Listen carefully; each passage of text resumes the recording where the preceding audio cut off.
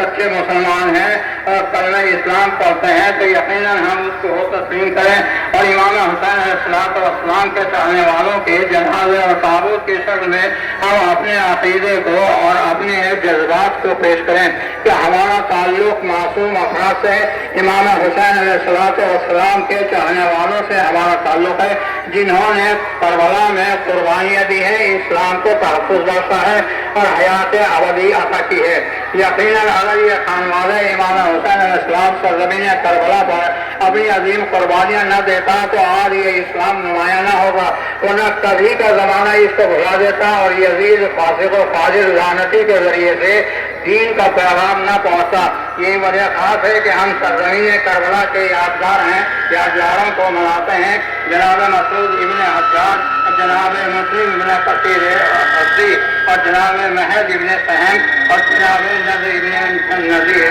اور جناب نعیم ابن عدلان اور جناب یحییٰ ابن جانی ابن عمر وغیرہ کے تابوت ہم آپ کے سامنے پیش کر رہے ہیں۔ آپ ہر عقیدے کے تحت اس کو پہچانیں کہ کربلا والے کتنے مخلصین تھے، صالحین تھے کہ جن کی نسبت سے کربلا میں اسلام کو بتایا گیا ہے اور حیات ابدی اسلام کو حاصل ہوئی ہے، کیونکہ انہی نے صالحین نے امام حسین علیہ السلام کو اپنا وسیلہ بنایا تھا۔ وابتغوا الیہ الوسیلہ، امام حسین علیہ السلام ایک ایسا مرکزی کردار ہے کہ جس کو پوری دنیا تسلیم کرتی ہے کہ اگر آج امام حسین علیہ السلام کی عظیم قربانیاں نہ ہوتی تو آج وہ حقیقت میں اسلام پوری دنیا سے نیست و نابود ہو جاتا۔ یہ پورے عالم اسلام پر صدقہ ہے کہ فعل ہے شہیدان کربلا کا اور ان کی یادگاروں کا نتیجہ ہے کہ اب آپ کے سامنے مہدی ابن سہم اور جناب نصر ابن نذیر اور جناب نعیم ابن عدلان، یحییٰ ابن جانی ابن عمر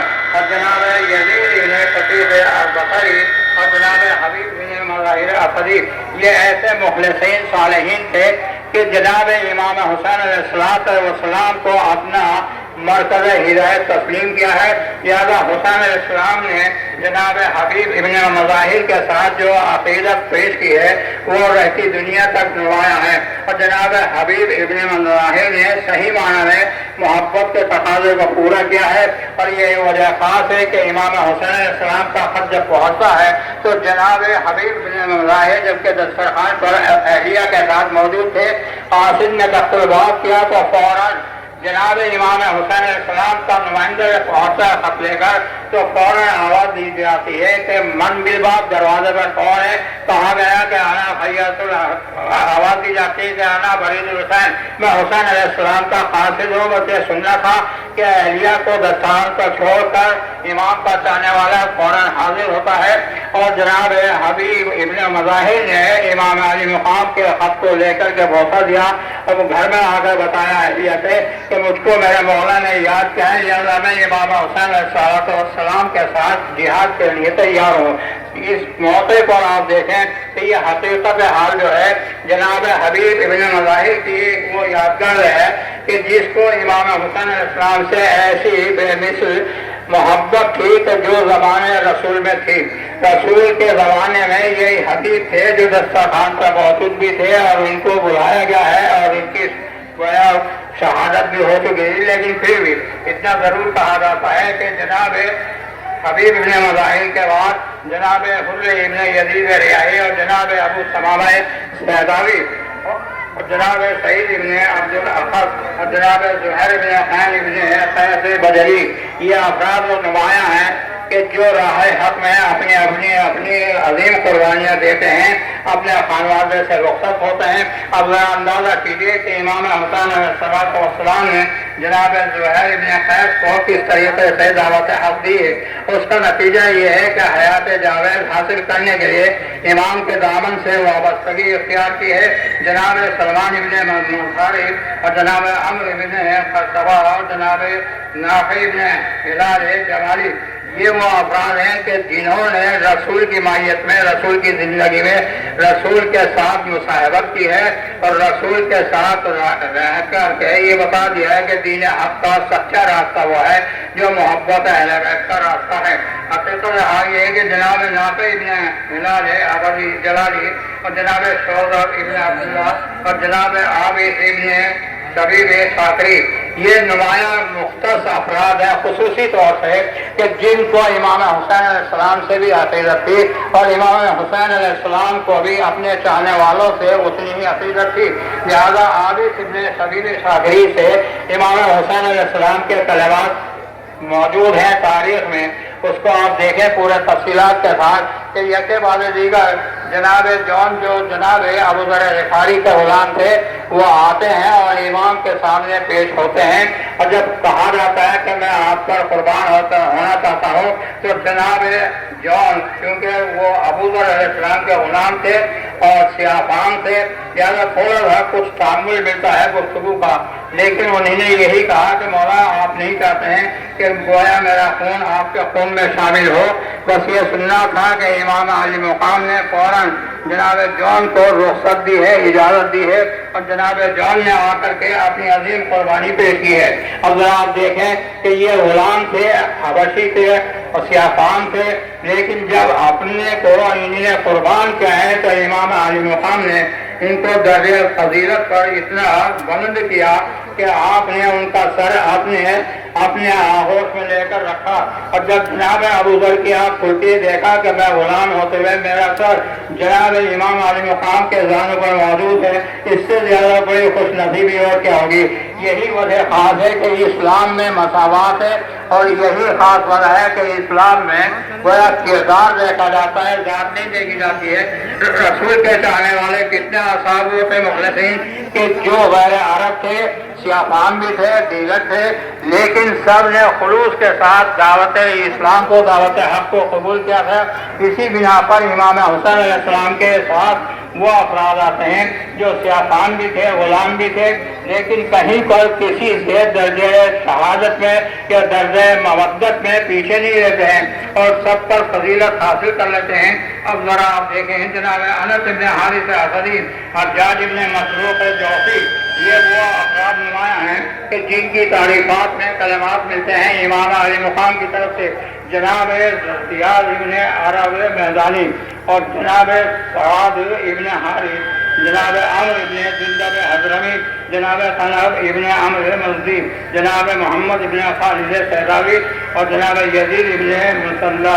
हनफी वगैरह मौजूद हैं। ये एक तारीख़ है उन अफराद की कि जिन्होंने रसूल आल रसूल की महज मदद नहीं की है बल्कि दीन इस्लाम को तहफ़्फ़ुज़ दिया है, दीन इस्लाम को बाकी रखा है। इस्लाम को बाकी रखने के लिए उनकी सालिहीन मुखलिसीन के अफराद के किरदार को नुमाया किया जाता है। ये अब आप देखें यहाँ पर कि जनाब अब्दुल्ला इब्न अमीर कलबी और जनाब मुस्लिम इब्न वसद जैसे अफराद कि जिन पर दुनिया इंसानियत फ़ख्र-ओ-नाज़ करती रहेगी कि वाकई ये अफराद वो सच्चे मुस्लिम थे, सच्चे मोमिन थे, सच्चे सालिहीन थे, सच्चे आबिदीन थे, जो आरिफ बिल्लाह भी थे, आरिफ रसूलुल्लाह भी थे, आरिफ हुसैन अलैहिस्सलाम भी थे। ये वजह खास है जनाब मुस्लिम इब्न औसदा ने कितनी अजीम कुर्बानियाँ दी हैं और आपस में एक दूसरे अपने साथियों को, सहाबियों को ये तसल्ली और दिलासा देते थे कि किसी मौके पर इमाम हुसैन अलैहिस्सलाम को यकतो तन्हा ना छोड़ना, बल्कि इमाम हुसैन अलैहिस्सलाम की मज़लूमी को देखते हुए उन पर अपने को कुर्बान करना, क्योंकि ये खून रसूल है, ये रसूल के नवासे ज़रूर हैं, मगर ये इस्लाम को तहफ़्फ़ुज़ देने के लिए मैदान जिहाद में तशरीफ़ लाए। जनाब मुस्लिम इब्न औसदा के बाद जनाब बशीर इब्न अम्र हारिस और जनाब अब्दुल्ला वगैरह के अफराद के बाद दीगर आपके सामने ताबूत की शक्ल में गुजर रहे हैं। आप पहचान रहे हैं, नाम से भी आप सुन रहे हैं और इसको भी आप देख रहे हैं कि तारीख़ शहादत बयान की जा रही है। जब इमाम हुसैन अली मकाम अलैहिस्सलाम के तरफदारों में तमाम शहादाए राह खुदा हो चुके और चाहने वाले अंसार और मुजाहिदीन रुखसत हो गए इस्लामी दुनिया से, उस मौके पर इमाम हुसैन अलैहिस्सलाम ने पेश किया है उन अफराद को कि जो खालिसन लिवजिल्लाह थे और 18 बनी हाशिम थे। जनाब बशीर इब्न अम्र और जनाब दीगर अफराद सामने आए। اب آپ کے سامنے نگاہوں کے سامنے آپ کے جناب عبداللہ ابن مسلم ابن عقیل کا جنازہ یا تابوت کی شکل میں کوشش کروں تو آ رہا ہے۔ اب آپ دیکھیں 18 بنی ہاشم کا سلسلہ شروع ہو چکا ہے۔ اب ہر شہید کے ساتھ آپ نام پہچانتے بھی ہیں، سنتے بھی ہیں۔ یہ مصائب کربلا کی انتہا کی منزل ہے کہ یہاں پر خاندان رسول اپنی عظیم قربانیوں کے ذریعے سے دین اسلام کو تحفظ دے رہا ہے۔ وہ دین اسلام کہ ان الدین عند اللہ الاسلام، اللہ کی نظر میں سوائے اسلام کا کوئی دوسرا دین نہیں ہے۔ اسلام کے محافظین میں جن کے نام اور آپ نے سبق فرمائے یقیناً 18 بنی ہاشم آتے ہیں۔ عبداللہ ابن مسلم ابن عقیل، جناب محمد ابن عبداللہ ابن جعفر، جناب عون ابن عبداللہ ابن جعفر، ان افراد کو آپ پہچانیے اور سمجھیے کہ ان کا خاندان رسالت سے کتنا قریبی رشتہ ہے۔ یہی ذوی قربا ہیں، یہی خاندان رسالت کے قرابتدار ہیں، اور یہی وہ افراد ہیں کہ ان کی عظیم قربانیوں کا نتیجہ ہے جو آج ہم اسلام پر قائم و دائم ہیں اور آج ہم اسلام کے ماننے والے سچے مسلمین ہیں۔ اگر یہ افراد شہداء اہل بیت اور کربلا والے نہ ہوتے تو آج ہمارے سامنے یہ اسلام نہ ہوتا۔ حقیقت حال یہ ہے کہ اب آپ دیکھیں ہیں جناب عبد الرحمن ابن عقیل اور جناب جعفر ابن عقیل علیہ السلام، یہ افراد وہ ہیں کہ جو اولاد عقیل میں آتے ہیں اور ان کے ناموں کو آپ نے سنا اور تاریخ میں آپ نے پڑھا۔ اب ذرا اس سے اندازہ کیجئے کہ کیسی عظیم قربانیاں خاندان رسالت نے دی ہیں، چاہے وہ خاندان علی سے تعلق ہو یا خاندان رسالت سے یا خاندان ابو جعفر سے یا خاندان ابن عقیل سے۔ اور جناب جعفر ابن عقیل کے بعد جناب عبداللہ ابن عقیل اور ابن حسن اور جناب محمد ابن مسلم ابن عقیل اور دیگر افراد کے نام آپ کے سامنے نظر سے گزر رہے ہیں کہ آپ یہاں پر آ کر کے تاریخ شہادت میں یہ آپ دیکھیں کہ کس طریقے سے شہادہ کا سلسلہ آگے بڑھتا جا رہا ہے اور یقیناً آپ مصاب ہو رہے ہیں، لیکن یہ مقام مصائب کے سننے کا ہے کہ اس کو سن کر کے آپ کی آنکھوں سے آنسوؤں کا سلسلہ جاری ہونا چاہیے، یہ تقاضا ہے۔ حقیقت حال یہ ہے کہ جناب محمد ابن سعید ابن عقیل وغیرہ امام حسین علیہ السلام کی طرف سے آتے ہیں۔ اب یہ وہ افراد تھے جو خاندان والے تھے، لیکن اس خاندان کے بعد اب سلسلہ وہ آتا ہے جو کہ انتہائی قرابتدار ہیں امام حسین علیہ السلام کے۔ اس سلسلے میں جناب حضرت قاسم ابن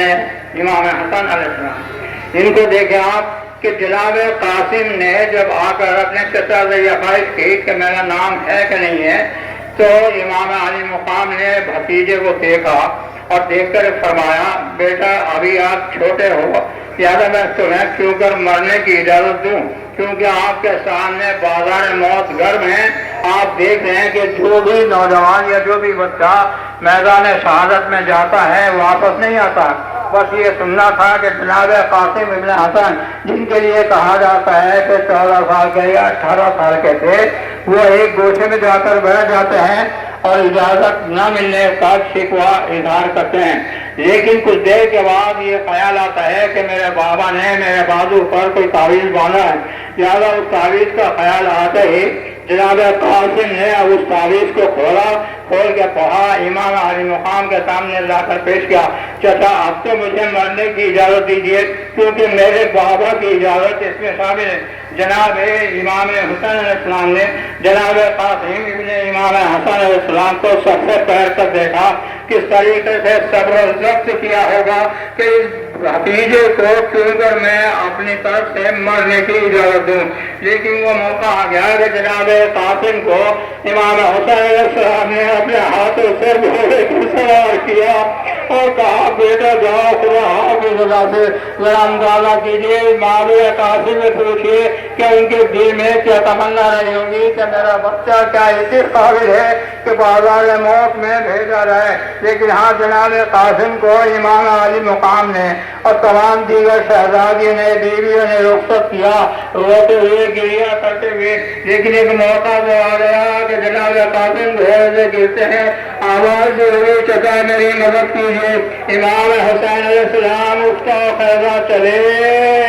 لیکن اس عالم میں کہ جیسے امام کی کی حیرت سے ادھر کا لشکر ادھر روانہ ہوا کہ جناب قاسم کو اعمال سمع اسپا ہو گئے۔ امام حسین اس موقع پر بولے کہ جناب قاسم کا اعمال شبہ سامنے تھا۔ امام حسین علیہ السلام نے اپنی رضا اتاری، جناب قاسم کا اعمال شبہ شاہ اکٹھا کیا، لا کر خیمے میں رکھا ہوا آواز ہوگی اے مولا قاسم یہ تمہارا دولا ہے، کربلا کا تمثیل شہزادہ دولا۔ کس طرح سے یہ ہاتھوں کا مہندی لگا کر جو مشہور ہے وہ آیا ہوگا، لیکن امام علی مقام کے سامنے یکے بعد دیگر سلسلہ آگے بڑھتا ہے۔ جناب عبداللہ ابن علی اور جناب ابو بکر ابن علی اور جناب جعفر ابن علی اور جناب عثمان ابن علی اور جناب ابو بکر ابن علی علیہ السلام، یہ سلسلہ ہے ان شہداء کا کہ جو خالصاً تمام شہداء کربلا میں نمایاں افراد تھے، رسول کے قرابتدار تھے، لیکن کس طریقے سے ان کے ساتھ کیا سلوک کیا گیا؟ کہاں تو کربلا کے 3 دن کے بھوکے پیاسے تھے، کہاں کربلا میں جنگ و جدال کے موقع پر اپنے کو قربان کر رہے تھے۔ امام حسین علیہ السلام نے ہر ایک کو رخصت کیا، ہر ایک کے غم کو برداشت کیا۔ ہر ایک مسائل کا موقع ہے، 18 بنی ہاشم کا سلسلہ آپ کے سامنے گزر رہا ہے، ذرا اندازہ کیجیے صاحبان اولاد، ذرا اندازہ کیجیے، ماں سے پوچھئے جو سرزمین کربلا کے تھے، جن کے سامنے ان کی اولادوں کے لاشوں میں ڈھیر کیا جا رہا تھا، یہ کہوا نہیں گا امام حسین علیہ السلام کے طرفداروں میں کوئی بات ہی نہ رہا۔ اب آخری منزل ہے کہ جناب امام حسین علیہ السلام کے سامنے جناب ابو الفضل عباس آ جاتے ہیں، آ کر فرماتے آقا مجھے بھی مرنے کی اجازت دیجیے۔ امام نے سراپا دیکھا، بھیا عباس تم تو میرے لشکر کی زینت ہو، میں کیوں کر تمہیں مرنے کی اجازت دوں؟ امام نے فرمایا کہ وہ اجازت دو۔ جناب عباس نے کہا مولا ذرا یہ تو دیکھیے لشکر کہاں رہا، میں موجود رہا، ارے کسی طریقے سے جناب عباس کو رخصت کیا۔ ارے میدان جہاد میں جانے سے پہلے جناب سکینہ نے آ کر کہا چچا میرے لیے پانی کا انتظام کیجیے۔ جناب سکینہ نے پانی کے لیے مشکینہ لا کر دیا۔ یہ تمہاری ذمہ داری تھی کہ امام حسین علیہ السلام کا نمائندہ جا رہا ہے سرزمین مقتل کی طرح، لیکن ایک مرتبہ نرغے آ جانے کے جناب عباس کو رہ گیا، ایک ہزارہ ہاتھ قطع ہوا، پھر دوسرا ہاتھ قطع کیا گیا۔ ایک مرتبہ ظالم نے جناب عباس علیہ السلام پر ایسا وار کیا کہ سر کو دھونے لگا۔ جناب عباس علیہ السلام گھوڑے سے زمین پر آئے، ہاتھ تو موجود نہ تھے کیوں کر اپنے کو بچاتے، لیکن ہاں اتنا ضرور کہا جاتا ہے کہ ظالم نے سوال کیا کہ جناب ابو الفضل عباس علیہ السلام گھوڑے سے سنبھل نہ سکے، لیکن ہائے افسوس جیسے عباس کی آواز خیمے میں پہنچی رہی، امام حسین علیہ السلام نے بہت پیسا، امام حسین علیہ السلام نے فرمایا بھیا عباس ارے آپ بھی دعوے مفارقت دے گئے، عالم بے وسیع ہے، عالم بے وسیع ہے۔ ارے سکینہ فریاد کر رہی تھی، انتظار کر رہی تھی کہ کسی طرح سے میرے چچا ارے میرے لیے پانی کا انتظام کریں، لیکن حقیقت حال یہ ہے کہ جناب سکینہ اپنی طرف متوجہ ہیں اور جناب عباس ایک طرف آواز دیتے ہیں کہ مولا میری مدد کیجیے، لیکن موقع وہ نہ آیا کہ جناب عباس کس طریقے سے امام حسین علیہ السلام کے سامنے، لیکن ایک مرتبہ یہ فرمایا مولا میری آنکھ میں ایک تیر لگا ہے، ایک آنکھ میں خون بڑھا ہے، میں آپ کی زیارت سے مشرف نہیں ہو سکتا، لیکن امام علی مقام نے جناب عباس علیہ السلام کی آنکھوں کو صاف کیا، لیکن امام خالی علم لے کر چلے، اس لیے کہ جناب عباس کو میدان سے نہ آ سکے، لیکن ہاں اتنا ضرور ہے کہ ایک مرتبہ جناب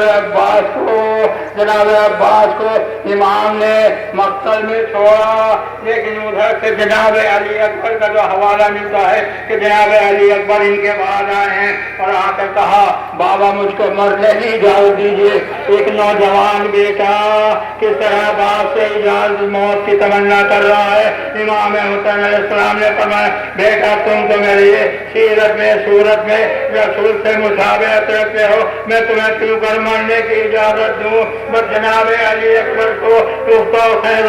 امام حسین علیہ السلام نے اجازت تو دے دی، مگر خود بھی پیچھے پیچھے چلے۔ جناب امام کو پیچھے آتا ہوئے دیکھا، علی اکبر نے فرمایا بابا آپ تو ہم کو رخصت کر چکے تھے، لیکن کہا تم صاحب اولاد ہوتے، تمہارے ہوتا اولاد کا مرنا کتنا بڑا ستم ہے، کتنا بڑا ستم ہے۔ جناب علی اکبر گواہ امام حسین علیہ السلام نے آواز استغاثہ بلند کی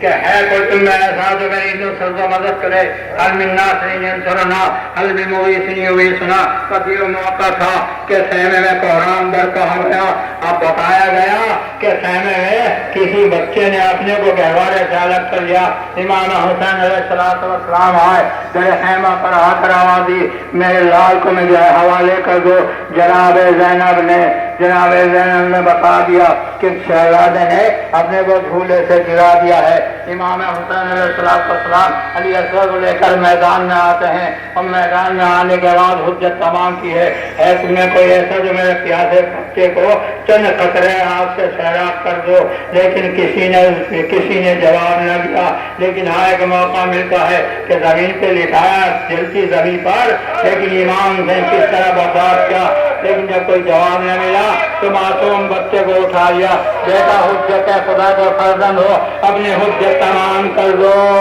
ایک مرتبہ معصوم بچے نے امام کے کلام کو سمجھا اور ڈنڈی سی ہو تو پھیر کے دکھائے۔ آدھا نے دیکھا یہ منظر دل خراب، ہر طرف سے آواز آنے لگی یقیناً حسین اپنے گاؤں میں سچے ہیں، بچہ پیاسا ہے۔ ایک مرتبہ ظالم کی آواز بلند ہوئی، اینا اینا حرمدہ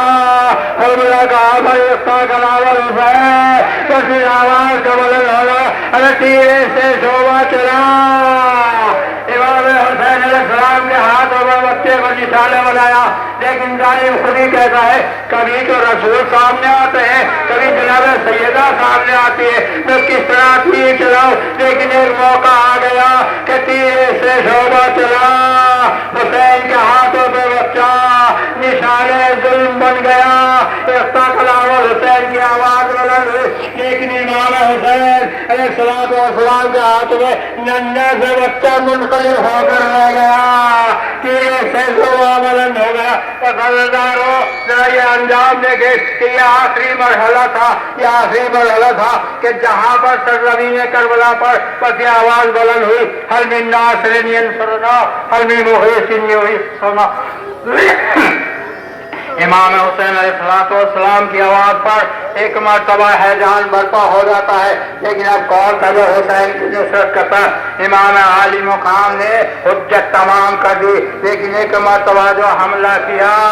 تو ادھر کا لشکر ادھر، ادھر کا لشکر ادھر۔ لیکن اتنا ضرور کہوں گا امام 3 دن کے بھوکے پیاسے ضرور تھے، مگر 72 داغ اٹھائے ہوئے تھے۔ کیا علی اکبر کا لاشا نہیں دیکھا؟ کیا جناب معصوم علی اصغر کا لاشا نہیں دیکھا؟ کیا جناب عباس کا غم نہیں دیکھا؟ کس شہید کا نام لیا جائے؟ لیکن امام حسین علیہ السلام نے ایک مرتبہ حملے آخر کیا، ایک مرتبہ آواز آتی ہے یا ایتھا النفس المطمئنۃ ارجعی الی ربک راضیۃ مرضیہ، آپ اپنے رب کی طرف پلٹ آئیے۔ حجت تمام ہو گئی، حسین نے میان میں تلوار کو رکھا، ہر طرف سے ظالمین نے گھیرا لیا، حسین پر وار ہونے لگا۔ یقیناً امام حسین علیہ السلام نے آخری حجت تمام کر دی، اور وہ منظر دل خراج سامنے آ گیا کہ امام حسین تیروں پر معلق ہے اور سواری سے جن کے آتے ہیں، لیکن ایک مرتبہ ظالم آگے بڑھا کہ میرے ملون اور جانب آگے بڑھا کس طرح حسین کو زمین تک لایا ہوگا اور امام حسین کو زمین پر لا کر رکھا ہوگا، اب کس طرح سے امام کے سر کو خطا کیا ہوگا، اب کس طرح سے آواز ہوگی آئی ہوگی اللہ فضل الحسین بکربلا، اللہ فضل الحسین بکربلا، وہ دیکھ کر بلا نے آواز ہوئی ارے جناب زینب نے سنا ہوگا میرا بھیا مارا گیا،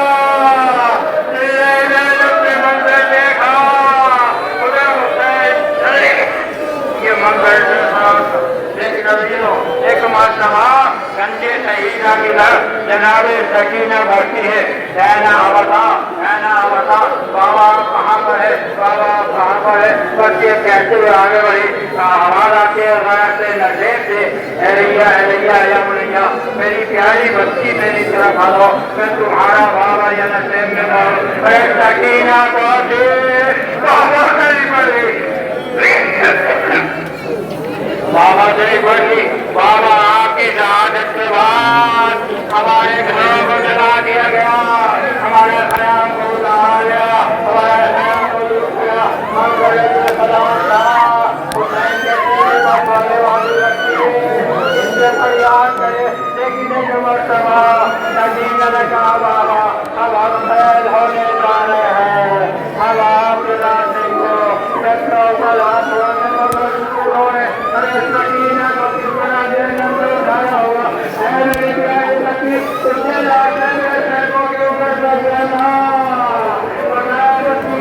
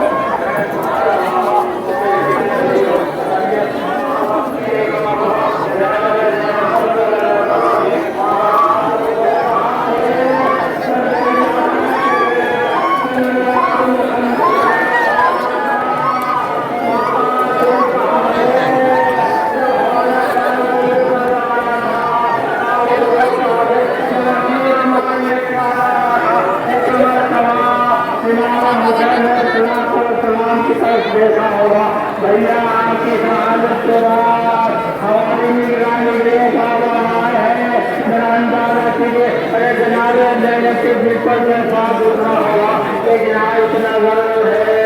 جب بابا دن ہوا تو یہ لوٹا ہوا معاملہ اصیل مقید بنایا گیا اور سب کو سوار کیا گیا سارے ایسے بات مل کر توافی دنوں کو سوار کیا گیا جناب سکینہ اسی رکے ہوئے قافلے میں چل رہی تھی ایک مرتبہ جناب سکینہ کسی طرح سے سواری سے گر جاتی ہیں اس موقع پر سامنے والا کہتا ہے کہ کس طرح سے سکینہ بچھڑ گئی ہوں گی لیکن ہاں اتنا ضرور ہے کہ جناب زینب نے فریاد کی ہوگی کہ ہماری بچی ہے ہماری بچی ہم سے جدا ہو گئی ہے لیکن ہاں اتنا ضرور ہے شہزادیاں دونوں بہنیں چلتی ہیں جناب سکینہ کو تلاش کرتے ہوئے ایک جگہ کیا دیکھا کہ ایک بیوی نقاب پوش بیٹھی ہے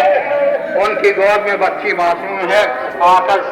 بچی کا شکریہ ادا کیا، آپ نے ہماری یتیم بچی پر بڑا رحم کیا، بڑا ترس کھایا۔ بس یہ کہنا تھا کہ ایک مرتبہ شہزادی کی آواز آتی ہے، زینب ارے تم نے پہچانا نہیں، میں تمہاری دکھیاری ماں تمہارے پیچھے پیچھے تمہارے لٹے ہوئے قافلے کے ساتھ آ رہی تھی۔ میں نے دیکھا کہ سکینہ بھی چڑھ گئی، میں نے سکینہ کو تسلی دی، لیکن ہمیں اتنا کہو شہزادی آپ آگ ہو گئی، لیکن ذرا اندازہ کیجیے سرزمین کربلا سے کوفے تک کتنے مظالم ہوتے گئے۔ ہر موقع پر اہل حرم کی بے حرمتی ہوتی رہی، ہر موقع پر ابن زیاد کے دربار میں ظلم و ستم پیش کیا گیا، ہر طریقے سے امام حسین علیہ السلام کے اس لٹے ہوئے قافلے کے ساتھ کیا یہ بدسلوکیاں ہوتی ہے، لیکن ہاں اتنا ضرور کہیں گے کہ ہائے افسوس شہیدان کربلا کا تعلق تو ہو گیا۔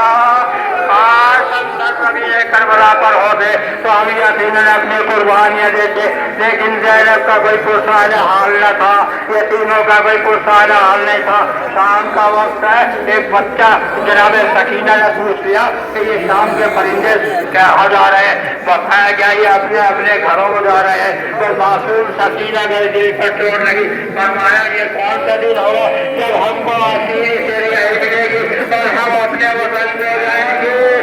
جناب سکینہ کی تسلی کے لیے جناب زینب کیا کہتے، لیکن ہاں اتنا ضرور ہے شہزادی سکینہ کی مراد پوری نہ ہو سکی۔ جناب سکینہ انسان شام تک پہنچ گئی، لیکن ہر کسی نے وہاں پر کہیں پر کسی نے رحم نہیں کیا، لیکن اتنا ضرور ملتا ہے ایک واقعہ موجود ہے کہ کسی شامی نے مطالبہ کر دیا کہ اس بچی کو ہمیں کنیزی کے لیے دے دیا ہے۔ تو عزیز ہو جناب سکینہ جناب زینب شریف یہ وہ پہلے حرم پر آ گیا کہ ہم کو یتیمی میں دیا جائے۔ جناب سکینہ نے بچی کو سینے سے لگا لیا، ارے یہ کیوں پر ممکن ہو سکتا ہے کہ ہمارے ہوتے ہوئے ہمارے بچوں کو کوئی لے سکے۔ بس ایک موقع تھا کہ جناب زینب نے فریاد و دعا کی ہے، اور یہی وہ دربار کا موقع تھا جہاں پر اہل حرم کے ساتھ ظلم و زیادتی کی گئی۔ لیکن ایک مخصوص جملے سن لیجیے کہ امام حسین علیہ السلام کا گھر جب یزید کے دربار میں پہنچا ہے اور اس موقع پر کچھ بات کہی گئی ہے اور یہ بتایا گیا کہ دیکھو یہ دسترخوان آیا ہے، اب جو دسترخوان ہٹایا گیا تو سامنے سر حسین رکھا ہوا، بس یہ منظر دلفراز تھا کہ اس کو دیکھ کر تمام بیویاں رونے لگی، تمام شہزادیاں رونے لگی۔ آیا سوچ ارے ظالم کا دربار، وہ بھی عزیز ظالم کا دربار، وہ بھی شرابی کا دربار، اور وہاں دسترخوان سجا ہوا، امام حسین نے سر دیکھا تو یزید نے کہا اے بچی اگر یہ تمہارے بابا ہے اور تمہاری ماں کو سچی ہے تو میں دیکھنا چاہتا ہوں کہ تم بچی ہو تو اپنے بابا کو پکارو، اپنے بابا کو پکارو، تمہارے بابا